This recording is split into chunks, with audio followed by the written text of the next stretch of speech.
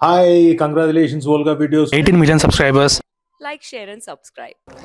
ఇప్పుడు దాకా వచ్చిన స్టోరీస్లో మీకు ఏదైనా ఒక స్టోరీ సూపర్గా నచ్చి టైం కుదరక చేయలేదు అలాంటివి అని ఉన్నాయా లేవా? అంటే బ్లాంక్ ఉంది, గుర్తు రావట్లేదు. I'm just thinking. What is your first pay industry పరంగా? ఎంత ఏడికి చేసినప్పుడు 5,000. ఓకే. నెక్స్ట్ మంత్కి 10,000 అయింది, నెక్స్ట్ మంత్ 15 అయింది. దెన్ ఫస్ట్ మంత్ 5,000, సెకండ్ మంత్కి 10,000. ఏం సినిమాకి చేశారండి? సినిమా కదా, నేను టీవీ షోస్ చేసేటప్పుడు నేను దూకితే ఇంకా తప్ప వేరే పని లేదన్నట్టే చేస్తాను. ఓకే. సో ఆ చిన్న ఎంపతి క్రియేట్ అవుద్ది, వీడికి కొద్దిగా ఇవ్వచ్చులేరా అనే ఫీలింగ్ వస్తుంది. పర్లేదు అంటే మొత్తం లుక్స్ తోటే మాయ చేసేస్తున్నారు. లుక్స్ కాదు, పని పని చేస్తా.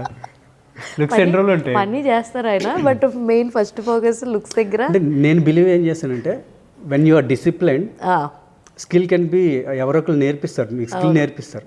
నీకు స్కిల్ ఎంత వచ్చినా నువ్వు డిసిప్లైన్ అవ్వకపోతే డిసిప్లైన్ ఎవరు నేర్పించలేడు. అసలు ఫస్ట్ ఆఫ్ ఆల్ తట్టుకోలేరు. వద్దురా బాబు వస్తాయి. డిసిప్లైన్ ఉన్నప్పుడు మీరు అటు ఇటుగా ఏమైనా చేసినా, తప్పు చేసినా కానీ అరే అది కాదురా ఇలా చెయ్యి పని వద్ది అంటే, డిసిప్లైన్గా ఉన్నాడు ఎప్పుడు నేర్చుకోవడానికి రెడీగా ఉంటాడు.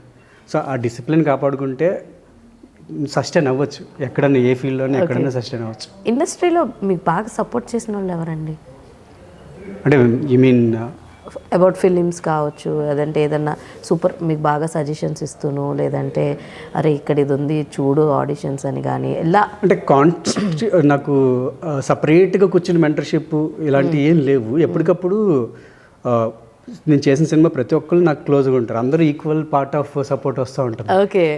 మీకు చెప్పే కదా, ఒక సినిమా నుంచి ఇంకో సినిమా కదా, ఈ సినిమాలో టీం ఎవరు ఉంటారో ఆ టీం అంతా నాకు అదే విధంగా నన్ను మెంటర్ చేయడం కావచ్చు, లేకపోతే సపోర్ట్ చేయడం కావచ్చు. వాళ్ళకి ఎప్పుడైనా రైట్ ఆపర్చునిటీ మ్యాచ్ అవుతారంటే ఇమీడియట్గా చెప్తారు. So that's what happening. Okay. నాకు టైంలీ కొంతమంది ఎక్కువ మాట్లాడుతుంటా. ప్రజెంట్ ఒక ఫ్రెండ్ ఇంకొక ఆయన ఉన్నారు, ఆయనతో మాట్లాడుతుంటా. ఓకే. అలాగా చేసిన హీరోయిన్స్లో ఎవరితో టచ్లో ఉండరా మీరు? కరెంట్లీ ఇప్పుడు ప్రజెంట్ ఎవరు టచ్లో లేరు. ఈషాతో కూడా టచ్లో లేరు మీరు? అంటే ఎలా ఉంటుందంటే బయట చూసే వాళ్ళకి కనిపిస్తుంది.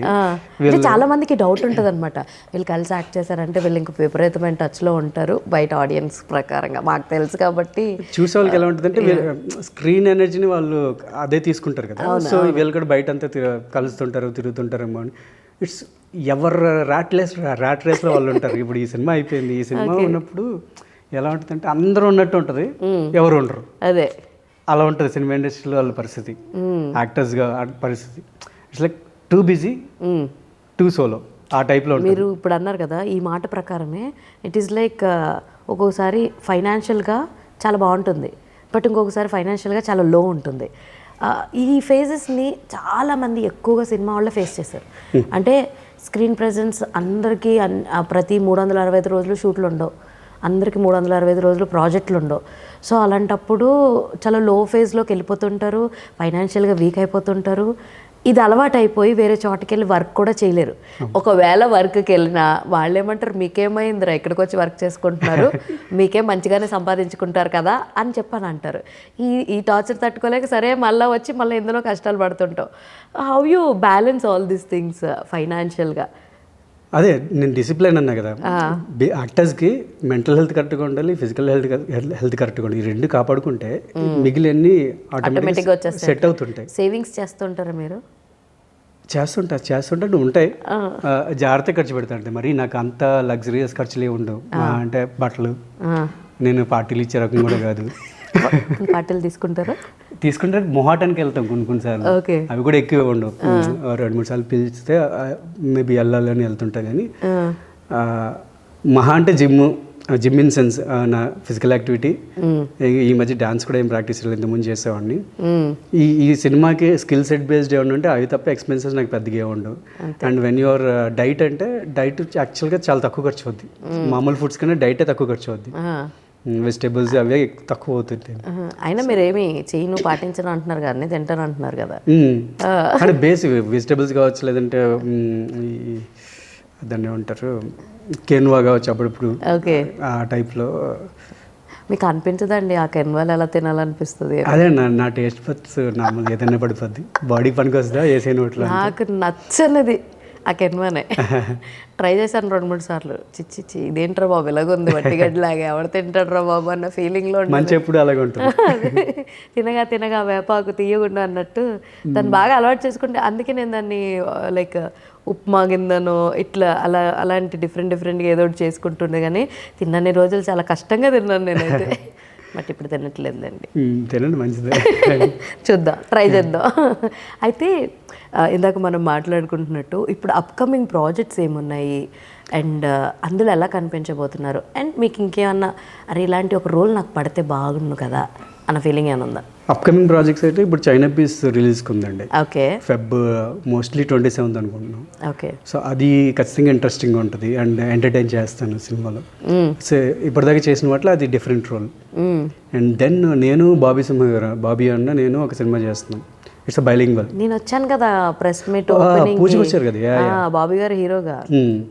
అది బైలింగ్వల్, అది ఒకటి జరుగుతుంది. అండ్ నేను మాస్టర్ భరత్ ఒక సినిమా చేస్తున్నాను. అది complete out and out family entertainer లాగా ఉంటుంది.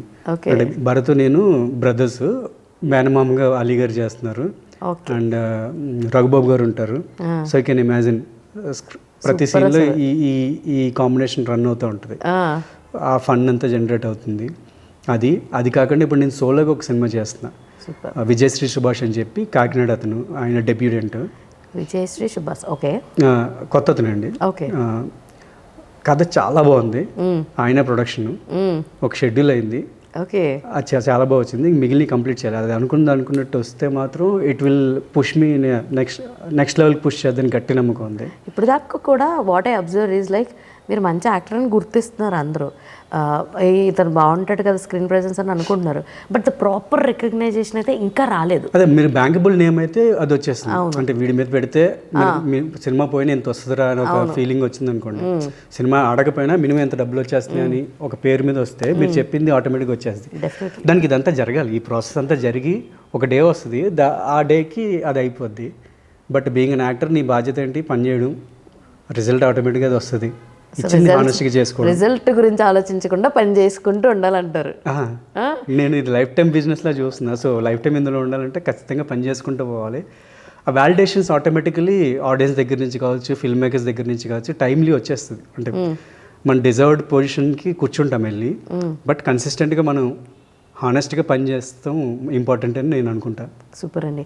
హాయ్ అండి, congratulations to Olga Media for 18 million subscribers.